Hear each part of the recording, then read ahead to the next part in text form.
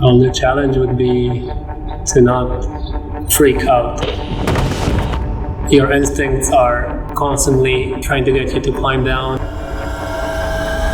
and everything in your body is telling you that this can't possibly work because it's constantly moving.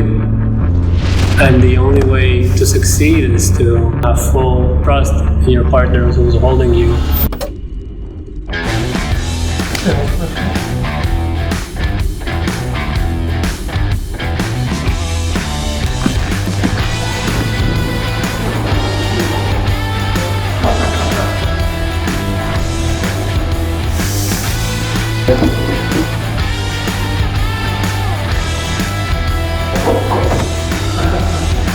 Doing the head balance on a vertical beam is madness. You need a stable surface, and this is anything but stable, but that doesn't stop us from trying.